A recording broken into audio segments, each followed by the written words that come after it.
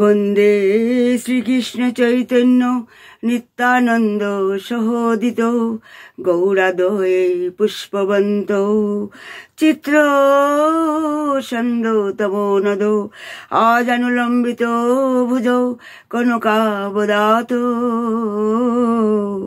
সংকীর্তনৈকপিতর কমলায় তাক্ষ বিশ্বম্ভর দ্বিজবর যুগধর্মপাল বন্দে জগত প্রিয়কর করুণাবতার বন্দে বৃন্দাবন গুরু কৃষ্ণং কমললোচন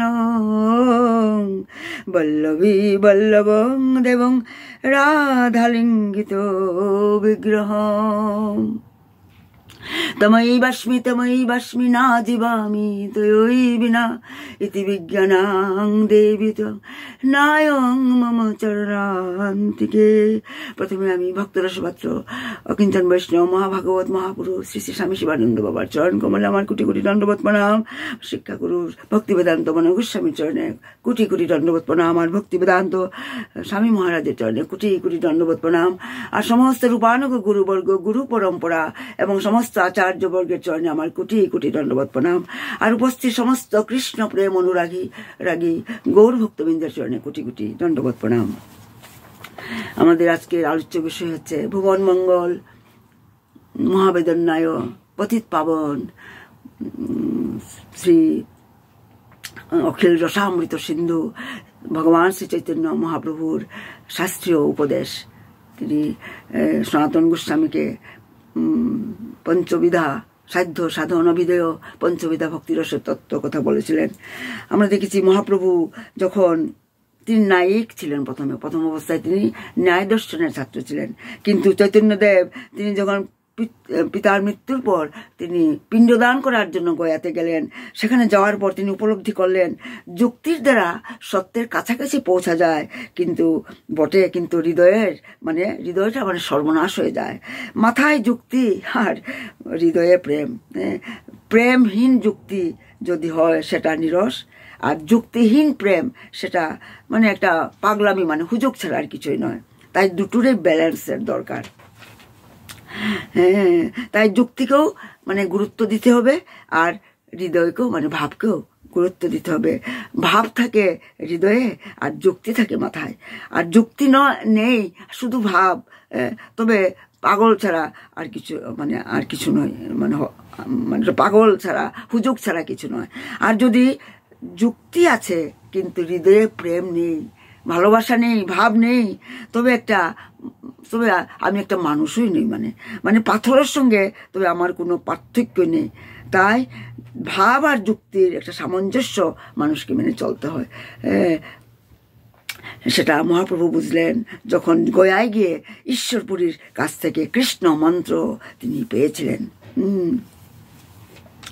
তাই মহাপ্রভু তিনি বৈরাগ্য বিদ্যা, তিনি বৈরাগ্যকে প্রাধান্য দিয়েছেন। বৈরাগ্যের সঙ্গে তিনি আরেকটা যুক্ত করলেন, বৈরাগ্য বিদ্যা স্বভক্তি শ্রেয়ম, বৈরাগ্য বিদ্যা নিজ ভক্তি যুগম, স্বভক্তি শ্রেয়ম বা নিজ ভক্তি যুগম। তাই বৈরাগ্য কি? বৈরাগ্য হচ্ছে বিষয় থেকে মনকে ইন্দ্রিয়কে বিচ্ছিন্ন করা। কারণ ভারতবর্ষের আদি শিক্ষাই হচ্ছে বৈরাগ্য বিদ্যা। কিন্তু মহাপ্রভু এসে সেই বৈরাগ্যের সঙ্গে যেটা যুক্ত করলেন সেটা আগে কেউ কখনো করেনি। তিনি ভক্তিকে, বৈরাগ্য বিদ্যা আর ভক্তি যুগ, তিনি বৈরাগ্যের সঙ্গে ভক্তি যুগটা তিনি যোগ করলেন। তাই মহাপ্রভু কারণ মহাপ্রভুর বৈরাগ্য বিদ্যা কিন্তু নিরস নয়, নিরস বৈরাগ্য শিক্ষা মহাপ্রভুর শিক্ষা নয়।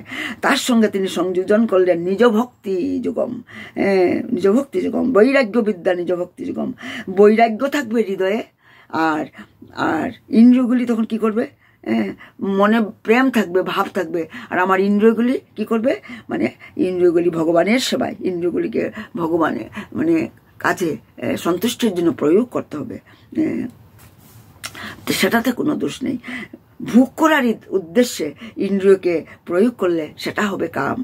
আর সেবামূলক কাজে যদি ইন্দ্রিয়কে প্রয়োগ করা হয় তা হবে ভক্তি। মানে আমি নিজের সুখের জন্য যেটা ভাববো সেটা হবে কাম, আর ঈশ্বরের সুখের জন্য যেটা ভাববো সেটা হবে প্রেম। আত্মেন্দ্রিয় প্রীতিবাঞ্ছা তা হলো কাম, কৃষ্ণেন্দ্রিয় প্রীতিবাঞ্ছা তা হলো প্রেম। এত বড় শিক্ষা চৈতন্য মহাপ্রভু, যিনি স্বয়ং কৃষ্ণাস্তু ভগবান, আমাদেরকে এসে দিলেন। জগতের কল্যাণের জন্য যা করবো আমরা তা হলো প্রেম। এই ভক্তির যুগটা কিন্তু আগে ছিল না, সেটা মহাপ্রভু এসে যুগ করলেন বৈরাগ্যের সঙ্গে। এত বড় অবদান আমরা পেলাম। আর যারা তার জনগণের মানে মানুষের কাছে তুলে ধরেছিলেন তারা হলেন বৈষ্ণব পদাকর্তারা। তাই তো বলা হয় ঋষিকেন ঋষিকেশ সেবনং, ঋষিকেন ঋষিকেশ সেবনং ভক্তির উচ্চতে। মানে এটা ভগবদ্গীতায় স্পষ্টভাবে ভগবান শ্রীকৃষ্ণ অর্জুনকে বলেছিলেন ঋষি কেন মানে কি এই পঞ্চেন্দ্রিয় পঞ্চজ্ঞানেন্দ্রিয়কে ঋষি কেন বলা হয়, তাদের একটা নাম ঋষি কেন। তাই ঋষি কেন মানে পঞ্চেন্দ্রিয় দ্বারা ঋষি কেন ঋষিকেশ সেবনং, ঋষিকেশ মানে ভগবানের আরেকটা নাম ঋষিকেশ। তাই ঋষি কেন পঞ্চেন্দ্রিয়র দ্বারা ঋষিকেশ মানে ভগবানকে সেবনং সেবা করাই হচ্ছে ভক্তির উচ্চতে, সেটাই হচ্ছে ভক্তি, উচ্চ ভক্তি। মানে তাই আমাদেরকে পঞ্চেন্দ্রিয় পঞ্চজ্ঞানেন্দ্রিয় সমর্পণ করতে হবে। সমর্পণ মানে কি? সমর্পণ মানেই হচ্ছে স্বীকৃতি। মানে স্বীকৃতি কি স্বীকৃতি? যে হে প্রভু, এই শরীর তোমারই দেওয়া, এই শরীর, এই পঞ্চেন্দ্রিয় পঞ্চজ্ঞানেন্দ্রিয় মন বুদ্ধি অহংকার সবই তো ভগবানেরই দেওয়া অবদান আমাদের প্রতি, সবই তোমার। এটাই সত্য। আমাদের এই শরীর তো ভগবানেরই, মনের মধ্যে এটা আমাদেরকে গেঁথে নিতে হবে। কিন্তু তাই তো আমরা যে এই যে তিলক যে পড়ি, দাদোর সঙ্গে যে তিলক পড়ি, কারণ আমাদের শরীরটা হচ্ছে একটা মন্দির, সেটা আমাদের ভাবতে হবে। এই তিলক যে আমরা কেন কাটি? সকালে স্নান করার পরে প্রথমে তিলক কাটি, তারপরে তো আমরা ঠাকুরের পূজাতে গিয়ে বসি। তাই তিলক কেন কাটি? কারণ শরীরটা হচ্ছে মন্দির। দ্বাদশ সঙ্গে তিলক, দ্বাদশ মন্দির। মানে এই শরীরে আমরা রচনা করি। মানে সকালে উঠি আমরা এটাই প্রথমে করি, তিলক মানে রচনা করি দ্বাদশ অঙ্গে। তার মানে কি? মানে ভগবানকে আমরা এই দ্বাদশ অঙ্গে আমরা মানে প্রতিষ্ঠিত করি সকালে। মানে যেমন আমরা কপালে আমরা এই যে তিলকটা কাটি, এটা একটা মন্দিরের মতো, উল্টো দিকে করে মন্দির। সেখানে কেশবায় নমঃ মানে বলি কি, হে কেশব তুমি এখানে প্রতিষ্ঠিত হও। তাই তোমরা কেশবায় নমঃ, হে কেশব তুমি এই মন্দিরে প্রতিষ্ঠিত হও। উদরে যখন বলি আমরা নারায়ণায় নমঃ, হে নারায়ণ তুমি এই মন্দিরে প্রতিষ্ঠিত হও। তারপর আমরা মাধবায় নমঃ, গোবিন্দায় নমঃ কণ্ঠে, তারপরে বুকে যখন তিলক কাটি, তাই গোবিন্দায় নমঃ, মাধবায় নমঃ, বিষ্ণবে নমঃ, মধুসূদনায় নমঃ, তারপর ত্রিবিক্রমায় নমঃ, দামোদরায় নমঃ, পদ্মনাভায় নমঃ, ঋষিকেশ নমঃ, বাসুদেবায় নমঃ। এইভাবে দ্বাদশ সঙ্গে আমরা ভগবানের নাম নিয়ে আমরা ভগবানকে আমরা আমাদের অঙ্গে, আমাদের এই শরীরটা এই মন্দির, সেখানে আমরা ভগবানকে আমরা প্রতিষ্ঠিত করি। এইভাবে আমাদের পঞ্চেন্দ্রিয় পঞ্চজ্ঞানেন্দ্রিয় আমরা ভগবানের সেবায় নিযুক্ত করি। সকালবেলা উঠে এই শরীরের মধ্যে ভগবানকে স্থাপনা করি, প্রতিষ্ঠা করি এই মন্দিরে। আর বলি যে হে প্রভু, এটা তোমার নিবাস স্থল। মানে তুমি এই মন্দিরের মালিক, আর আমি হচ্ছি দাস হয়ে, আমি তোমার প্রসন্নতার জন্য আমি দাস হয়ে কর্ম করব। এটাই আমরা সকালে উঠে প্রার্থনা করি। তোমার নির্দেশে কাজ করব, তুমি এই কর্ম করাচ্ছ, তুমি কৃপা করে তুমি তোমার এই দাসকে কর্ম করাও তুমি। এটাকেই বলা হয় সমর্পণ। যা করব সব ভগবানের চরণে সপে, এটাই হচ্ছে সমর্পণ। কিন্তু আমরা কি মনোভাব দিয়ে আমরা তিলক কাটি, কি মনোভাব দিয়ে তিলক মানে কি সেটাও অভাগা আমরা, কলিহতবদ্ধ জীব। আমি আমার কথাই বলছি, আমরা কি জানি যখন তিলক কাটি, আমি কোথায় কি তিলক কাটি, কেন কাটি, আমরা কি সেটা জানি? কারণ সেটা আমাদের জানতে হবে। তাই তো ভগবান আমাদের সুযোগ করে দিয়েছেন এই সৎসঙ্গের। এই জন্য ভগবান আমাদের শাস্ত্র, হরিগুরু বৈষ্ণব সাধু সঙ্গের ব্যবস্থা করে দিয়ে শাস্ত্র আমাদেরকে দান করেছেন, যাতে আমরা এগুলি পড়ে শুনে যাতে আমরা এগুলি জানতে পারি। আর তাই তিলক হচ্ছে মানে হরি মন্দির, মানে উল্টাভাবে একটা ভগবানের মন্দির হচ্ছে এই তিলক মানে। তাই এই শরীরটা একটা মন্দির, আর আর শরীর সম্বন্ধীয় বস্তু কিন্তু আমার নয়। কিন্তু এই শরীরে প্রভু, আমরা এটাই আমাদের ভাবতে হবে, এই শরীরের সম্বন্ধীয় যে বস্তু এগুলি আমার নয় প্রভু, কারণ এই শরীরে প্রভু তুমিই বাস করছো। আর পূজারী হয়ে মানে দাস হয়ে আমি তোমার সেবা করছি, আমি দাস, এই ঘরের মানে এই বাড়িটার এই মন্দিরের আমি দাস মানে। আর তোমাকে প্রসন্নতার জন্য আমার সমস্ত কর্মচেষ্টা, তুমিই আমাকে কর্মে নিযুক্ত করেছ। আমি কর্তা নই, আমি মালিক নই, কর্তা তুমি, আমি তোমার দাস। এইরকম এত সরল উপাসনা পদ্ধতি, এটাকে বলা হয় বৃন্দাবনী উপাসনা পদ্ধতি, মঞ্জরি পদ্ধতি উপাসনা। এই সরল উপাসনা পদ্ধতি মহাপ্রভু আমাদের জন্য তিনি নিয়ে এসেছেন। আমরা কত ভাগ্যবান, কত মানে সিম্পল ভাবে, সরল ভাবে এই বৃন্দাবনী উপাসনা পদ্ধতি, যেটা তিনি সনাতন গোস্বামীকে মানে ভক্তি রসতত্ত্বের কথা তিনি বলছেন আমাদের জন্যই। আর তাই আমাদের উচিত গুরুদেবের চরণে, ভগবানের চরণে সমর্পণ করা। সমর্পণ করা মানে, সমর্পণ মানে কি? সমর্পণ মানে আমি আমার অহংকারের, আমার অভিমানের আমি কর্তা বলে মানে অভিমান নিয়ে এই যে সংসার চক্রে নিজেকে মানে কর্তা ভেবে, সংসারের কর্তা হয়ে, মালিক হয়ে, নিজেকে ভোক্তা ভেবে যে কর্ম করি, এটাই হচ্ছে আমার বন্ধনের কারণ। যখনই আমি নিজেকে কর্তা ভাববো, মালিক ভাববো, আমার এই যে অভিমান, এই যে অহংকার থেকে মুক্ত করি, সেটাই আমার বন্ধনের কারণ। কর্ম কিন্তু বন্ধনের কারণ নয়, দেহ আমাদের বন্ধনের কারণ নয়, আমাদের আসক্তি আমার বন্ধনের কারণ, আমার মনেই আমার বন্ধনের কারণ, আমার মন, আমার অভিমানেই আমার বন্ধনের কারণ। এর থেকে মুক্তি পেতে হলে আমাকে আমার মানে স্থিতি, মানে আমার বৃত্তিটা বদলাতে হবে। বৃত্তি মানে কি? আমি মালিক নয়, আমার বৃত্তি হবে আমি দাস, আমি গোবিন্দের দাস মানে। তাই আমাকে বৃত্তিটাকে বদলাতে হবে, কারণ ভগবান হরিই হচ্ছেন, প্রভুই হচ্ছেন কর্তা। আর এটা আমাদেরকে মানতেই হবে। এই ধন সম্পত্তি, স্ত্রী পুত্র আত্মীয় স্বজন, এইগুলি সংযোগ ভগবান আমাদেরকে করিয়েছেন। তাদের সঙ্গে সংযোগ কে করিয়েছেন? ভগবান করিয়েছেন।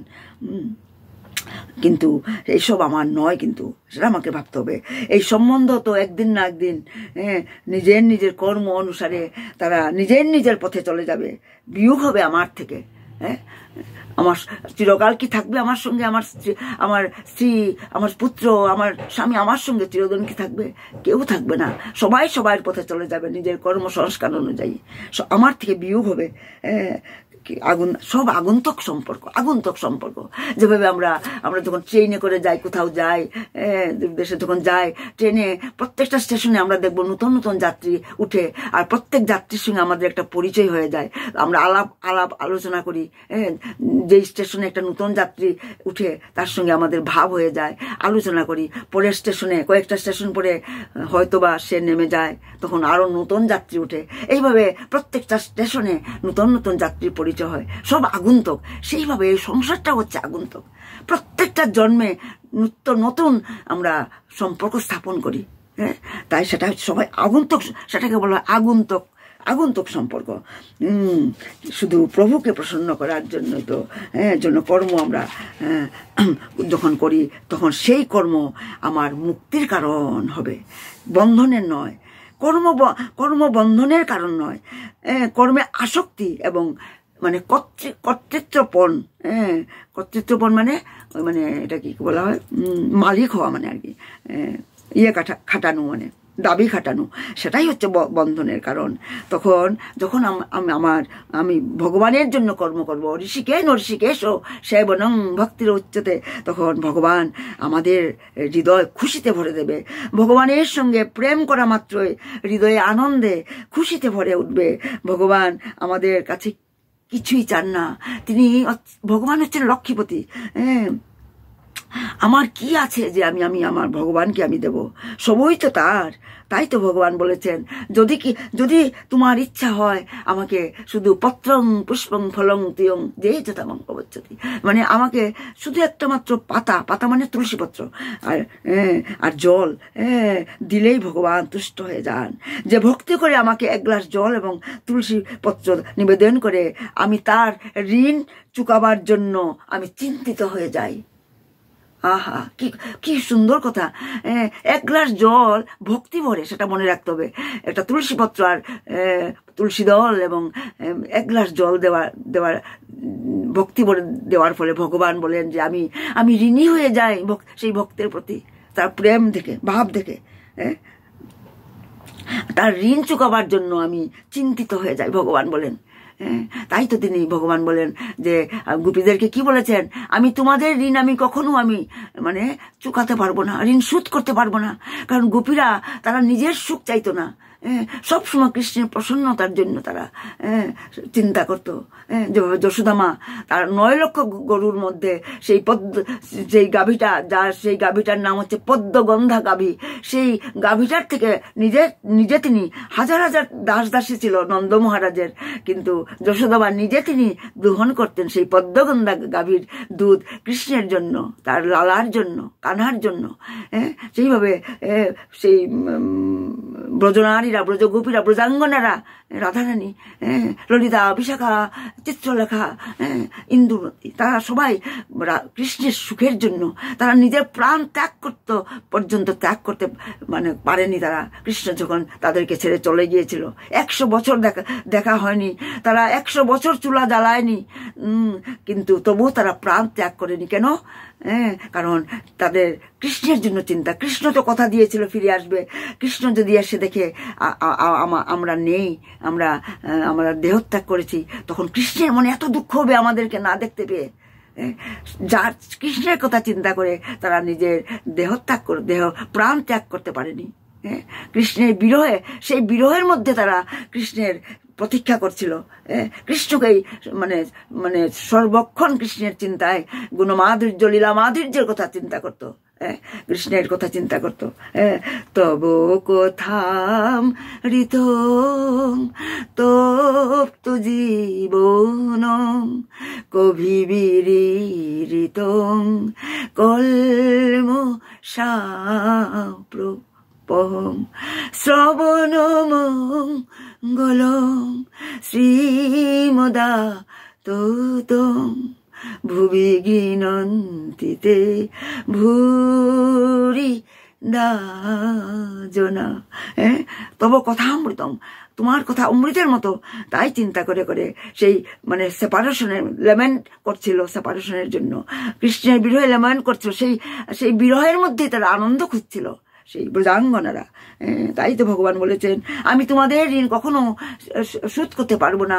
হে গোপীদের কাছে তিনি ঋণী, মানে চিরঋণী হয়েছেন। তাই তো সেই ঋণ চুকাবার জন্যই ভগবান স্বয়ং তিনি এই কলিযুগে তিনি রাধার ভাব এবং অঙ্গ কান্তি নিয়ে রাধা কৃষ্ণ মিলিয় বোধ গৌর রূপ অবতারি কীর্তন ধর্ম প্রচারিতে রাধে শ্যাম শ্যাম শ্যাম। সেই কীর্তন ধর্ম প্রচার করার জন্য, সেই গোপীদের ঋণ চুকাবার জন্য তিনি এই যুগে তিনি ভগবান স্বয়ং কৃষ্ণ তিনি ভক্তরূপে তিনি এসেছেন, এসে আমাদেরকে জানিয়েছেন সেই পঞ্চম পুরুষার্থ, সেই কৃষ্ণ প্রেম আমাদেরকে দিয়েছেন, যেটা আগে কোনো অবতার এসে আমাদেরকে দেননি আগে। যে সেই বৈরাগ্য বিদ্যা স্বভক্তি শ্রেয়ম, নিজ ভক্তি শ্রেয়ম, মানে বৈরাগ্য বিদ্যা কি বলা হয় সেটাকে, বৈরাগ্য বিদ্যা নিজ ভক্তি যুগম। বৈরাগ্যের বিদ্যার সঙ্গে ভক্তি যুগের তিনি মিশ্রণ সংযোগ করালেন। তাই ভগবানের সঙ্গে সম্বন্ধ স্থাপন করলে লাভেই লাভ, মানে সেখানে কখনো মানে বিয়োগের সম্ভব নেই, সব সময় মিলন মানে সংযোগ মানে। তাই ভগবানের সঙ্গে সংসারকে ভালোবাসলে আমাদের কিছুই মিলবে না, দুঃখ ছাড়া কিছুই মিলবে না, সব নষ্ট হয়ে যাবে একদিন। আর কিন্তু ভগবানের সঙ্গে হারাবার কোনো ভয় নেই, মানে মিলবে আমাদের অনন্ত সুখ মিলবে, অনন্ত শান্তি মিলবে ভগবানকে। তাই তো নিজের পরিবারের একজন বলে মনে করতে হবে, নিজের পরিবারের একজন। তাই তো মহাপ্রভু দিয়ে আমাদের জন্য নিয়ে এসেছেন সেই পঞ্চবিধা ভক্তি, যেটা সনাতন গোস্বামীকে তিনি বেনারসে বসে তিনি সেই শিক্ষা দিচ্ছেন, আর রূপ গোস্বামীকে সেম শিক্ষায় তিনি দিয়েছিলেন প্রয়াগে, মানে। আর সনাতন গোস্বামীকে সেই পঞ্চবিধা মহাপ্রভু ভক্তির কথা বলছেন যে শান্ত, দাস্য, সখ্য, বাৎসল্য এবং মধুর। কেউ দাস হয়ে ভগবানকে প্রেম নিবেদন করে, আর কেউ সখা হয়ে নিঃসংকোচে ভগবানের সঙ্গে মিশে যায়। সখা হয়ে ভগবানকে, সেখানে ভগবত্তা দেখান না ভগবান, সেখানে কখনো তিনি তাদেরকে কাঁধে চড়ান, কোনো সখা মানে লাত মারে, কখনো মুখের খাবার থেকে বলে কানা আমার মা এটা বানিয়েছে, তুই খা তো, দেখতো। এইভাবে সম্পর্ক তাদের, মানে সখা হয়ে নিঃসংকোচ সম্পর্ক। সেখানে ভগবত্তা প্রদর্শন করেননি ভগবান, ভগবান নিজেই ভুলে যান তিনি যে ভগবান। কি মধুর সম্পর্ক! তাই তো বলা হচ্ছে, আর সেই মধুর সম্পর্ক টপমোস্ট হচ্ছে সেই মাধুর্য সম্পর্ক। সেখানে গোপীদের প্রেম নিবেদন, তারা নিজের সুখ চায় না, যত সুখ আস্বাদন করেন বিষবানুনন্দিনী, তার চেয়ে শত গুণ সুখ আস্বাদন করেন তার সঙ্গিনীরা। কৃষ্ণকে সেবা করার জন্য, রাধারানীকে সেবা করার জন্য যে আনন্দ সুখ, সে শতগুণ তারা মানে আনন্দ আস্বাদন, সুখ আস্বাদন করে। তাই দেখছে, তাই মহাপ্রভু বলছেন যে শাস্ত্র গুরু আত্মরূপে আপনারে জানান, কৃষ্ণ মোর প্রভুত্রাতা জীবের হয় জ্ঞান। শ্রীকৃষ্ণ, ভগবান শ্রীকৃষ্ণ এই বৈদিক শাস্ত্র, গুরুদেব এবং পরমাত্মার মাধ্যমে স্বরূপ বিস্মৃত বদ্ধ জীবদের তার সম্বন্ধে জানাবার সুযোগ দেন। আপনার মন দিয়ে শুনবেন যে ভগবান স্বয়ং তিনি গুরুদেব হয়ে আসেন, বিভিন্ন শাস্ত্র, পুরাণ, উপনিষদ আমাদেরকে প্রদান করেছেন, আবার পরমাত্মা হিসাবে হৃদয়ে উপস্থিত হয়ে আমাদের স্বরূপ বিস্মৃত বদ্ধ জীব, আমরা স্বরূপ বিস্মৃত। সত্যি তো আমাদের স্বরূপ আমরা ভুলে গেছি, আমাদের আইডেন্টিটি, হু এম আই। সনাতন গোস্বামী জিজ্ঞাসা করেছিলেন, আমি কে? Who am I? আমি কোথা থেকে এসছি, আমি কে, আমার মৃত্যুর পর কোথায় যাব, এই প্রশ্নগুলি তো করেছিলেন। তাই তো এই স্বরূপ বিস্মৃত বদ্ধ জীব, আমি আমার স্বরূপ জানি না, আমি যে ভগবানের নিত্য দাস সেটা আমি জানি না। তাই তো আমি এই স্বরূপ বিস্মৃত বদ্ধ জীবদের মানে সঙ্গে তার সম্পর্কের কথা জানাবার জন্য ভগবান এসেছেন, আমাদের সুযোগ দিয়েছেন। জীব তখন শ্রীকৃষ্ণকে তার প্রভু এবং পরিত্রাতা রূপে মানে জানতে পারে। আমার সময়টা আমার সময় তো শেষ হয়ে গেছে, আরো 1 মিনিট আছে। তাই আমরা দেখছি স্বরূপ বিস্মৃত বদ্ধ জীব প্রকৃত জ্ঞান লাভের জন্য শাস্ত্র, গুরু এবং অন্তর্যামী পরমাত্মার সাহায্য মানে গ্রহণ করতে পারে। তাই তো আমাদেরকে রুজ সৎসঙ্গ, গুরুদেব এত কৃপালু দয়াময় আমাদের গুরুদেব, তিনি আমাদেরকে সুযোগ করে দিয়েছেন, এই সৎসঙ্গ সুযোগ করে দিয়েছেন আমাদেরকে। তাই বলেছেন ভাগবত গীতা, শ্রীমদ্ ভাগবতম, চৈতন্য চরিতামৃত, যেটা অমৃতের খণ্ড, এগুলি হচ্ছে ভগবানেরই স্বরূপ, মানে কোনো ভেদ নেই। ভগবান থেকে, গুরুদেব থেকে এই শাস্ত্রগুলির গ্রন্থের কোনো ভেদ নেই, এগুলি লিটারেরি ইনকার্নেশন। আমরা বইটা খুললেই আমরা স্বয়ং ভগবানকেই আমরা সাক্ষাৎ আমরা দর্শন করি। তাই তো উদ্ধবকে ভগবান বলেছিলেন, তাই শ্রীকৃষ্ণ পরমাত্মা রূপে আমাদের হৃদয়ে বিরাজ করেন। সেই সম্বন্ধে ভগবদ গীতাতে তো বলা হয়েছে, কি বলা হয়েছে 18 নম্বর অধ্যায়ে 61 নম্বর শ্লোকে বলা হয়েছে, ঈশ্বর সর্বভূতানাং হৃদ্দেশে অর্জুন তিষ্ঠতি ভ্রাময়ন সর্বভূতানি যন্ত্ররূঢ়ানি মায়য়া। মানে হে অর্জুন, ঈশ্বর সমস্ত জীবের হৃদয়ে মানে পরমাত্মা হয়ে হৃদয়ে অবস্থান করছেন এবং এই মায়া নির্মিত যন্ত্রে চড়িয়ে তিনি আমাদের সবাইকে মানে পরিচালিত করছেন। এইভাবে শ্রীকৃষ্ণ তার শক্তাবেশ অবতার মানে ব্যাসদেব রূপে তিনি বৈদিক শাস্ত্রের মাধ্যমে বদ্ধজীবদের শিক্ষা দান করেছেন। কারণ ব্যাসদেবকে তিনি মানে এম্পাওয়ার্ড করেছিলেন, নারদমুনি তার গুরুদেব এম্পাওয়ার্ড করেছিলেন, সমস্ত জ্ঞান তার মধ্যে এসে গিয়েছিল। এই যে ব্যাসদেবের রূপে মানে ভগবান স্বয়ং তিনি মানে শক্তাবেশ অবতার মানে ব্যাসদেব রূপে তিনি এই বৈদিক শাস্ত্রগুলি আমাদেরকে তিনি মাধ্যমে তিনি শিক্ষা দান করেছেন। আমি এখানেই আজ বিরাম দিচ্ছি, আমার সময় শেষ হয়ে গেছে। নিতাই গৌর সীতানাথ প্রমানন্দে হরি হরি বল, হরি হরি বল। আমার যেন গুরুদেবের প্রতি যাতে মতি হয়, ভগবান শ্রী হরির প্রতি যাতে মতি হয়, রাধারানীর চরণে যাতে পাদপদ্মে যেন মন স্থির হয়। আপনারা সবাই আশীর্বাদ করবেন, আমার ভুল ত্রুটি মার্জনা করবেন।